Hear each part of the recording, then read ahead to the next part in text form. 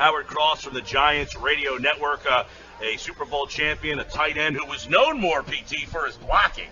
So here's a guy who can talk about the trenches for us here. And Howard, we know the Eagles' defensive linemen are probably licking their chops. Is it with good reason? Are the Giants' offensive line as bad as we've seen the first 2 weeks?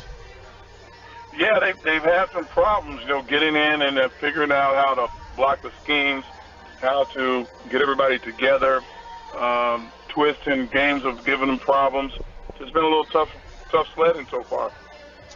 They went with the same 5 offensive linemen from a year ago, and obviously they've had some struggles there. I mean, is this an area that they thought would be much better this season? Well, you hope that every year that you would advance and that your guys get a little bit better as they get more indoctrinated into the full-time system. They're just pulling for that to get, to continue growth in their offensive line.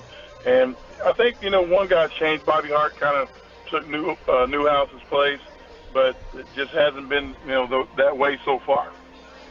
The Eagles made a change here. And by the way, Bobby Hart did not practice today.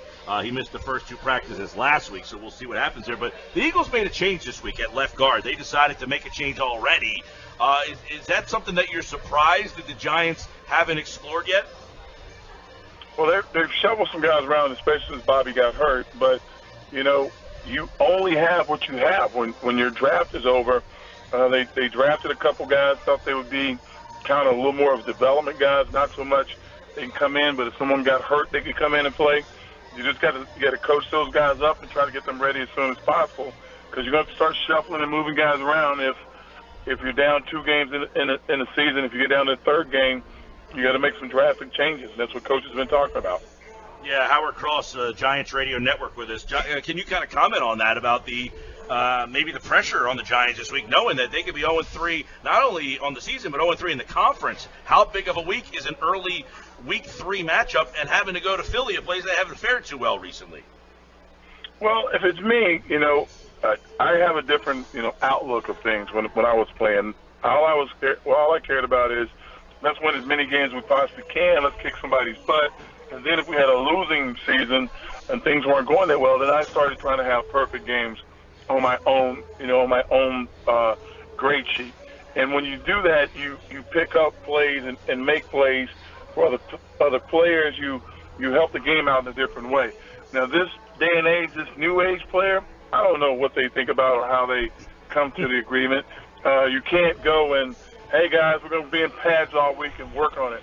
Those days are gone. So there's a lot of how do you get around with the mental aspect of things to make things happen differently, because the physical aspects just aren't there anymore. Howard Cross with us. And Howard, you talked about the old days, and when you do get on a losing streak, Giants now 0-2, they fall at home to the Detroit Lions.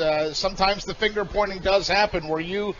Big story this week was Ben McAdoo kind of criticizing Eli following the loss. Do you buy into that? Are you okay with a head coach making comments like that? Eli's a big boy, he can handle it, or were you surprised at those comments? I think that as much ado about nothing. I think that coaches criticize all players.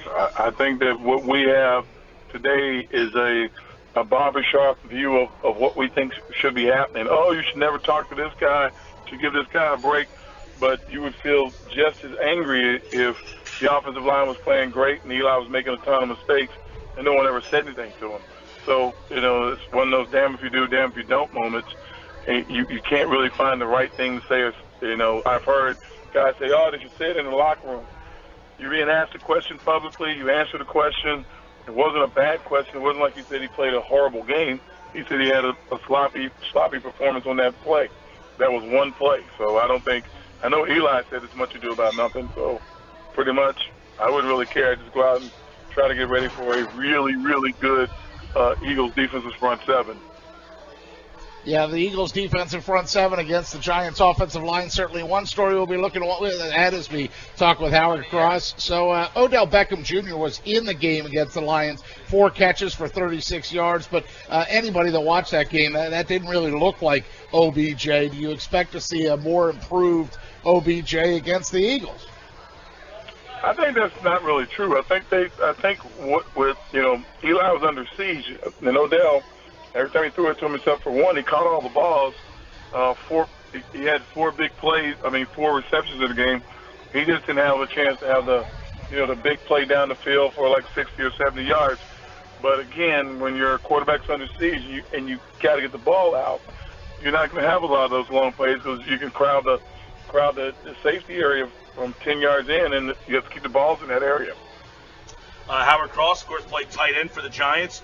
How about the new tight end, Evan Ingram? I know concussion protocol, but this guy looks like a legit weapon, something the Giants haven't had at that tight end position. What does he bring to the Giant offense? Well, the thing that people don't realize, he's a willing blocker, and he gets involved in the run game a lot on the edges. And if they get to him, they've done a good job. If they can hold up to get to the edge, he's done a good job. He also blocks out of the backfield like a fullback sometimes, which is a little shocking for a guy that size to be willing to lead up on a linebacker. But his greatest asset, of course, is his speed. Kid can really run. I'm kind of glad that he finally made it to the NFL and to the Giants because I was getting a little tired of seeing him catching passes against Alabama. Howard, down here all week, we've been talking about the Eagles' pass-to-run ratio and how much they pass the football against the Chiefs. And one of the topics that was up for debate was, does Doug Peterson have too much on his plate? Should he let somebody else do the play calling? Well, that's a topic that's been going on with Ben McAdoo this week, too. Do you think Ben McAdoo should let somebody else do the play call? I really don't know what these guys should do or what they shouldn't do in that aspect. Don't let me comment on it. I just think that, there's a path to winning, and you got to figure out what the path is and how to get to that moment. I see coaches around the league, not necessarily McAdoo and Peterson, but I see coaches around the league that have a system, and they want to run their system regardless. I mean, look at the Super Bowl last year. If you just run the ball, the game's over. But they have a system that they like to play, and they've stayed within the system the whole time. Howard, how about running back? The Eagles, you were very similar, although the Eagles are 2-0 and the Giants aren't, or 0-2. But a lot of people say, well, the Eagles just don't have the running back.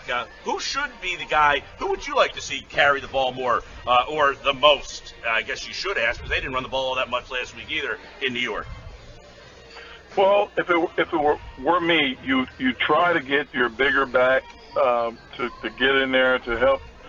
The way the run game works for every team, you got to have a back that's effective, kind of between the tackles that can, press the pile when guys are just on their block, but not knocking guys off the ball. If you can get guys that can press those blocks a little bit, so those guys are more effective. When you're starting and changing direction, looking for the hole, sometimes you get hit in the backfield and it doesn't help the offensive line out. I think Arlene's Darkwa is a heavier leg back, and he kind of presses the hole a little bit more, so he'll get 4 or 5 yards, and it's a pounding, but he gets to 4 or 5. Whereas Perkins is this speedy, quick, can change direction. He can do a lot of different things, catch the ball in the backfield. He has all these different things he can do. You kind of need that guy that's going to kind of press the hole, take the 2 yards to 3 yards, make the defense respect the run. Even though it's not super effective, but you're still running it, you kind of need that. We'll leave you on a defensive question here. Jenkins was out last week. Goodson was out last week. Do they expect to play, number one? And number two, what do they add that maybe we didn't get to see on Monday night? Well, Goodson is a tackling machine. Like, he has far outlived all expectations with the way he's able to play the run and the pass. They thought he would be pretty good. That's why they made him the starting middle backer, but he's way beyond what they thought he was going to be. First game having 18 tackles. Will he be back? I'm not in the training room, so I couldn't really point that one out. And as far as, Jackrabbit Jenkins, if he's in the game, it's hard to get completions on him way down the field. He does a good job of covering guys up. He's very competitive, and he's trying to get better every week. And that's all you can ask of a player, is for him to try to get better every week.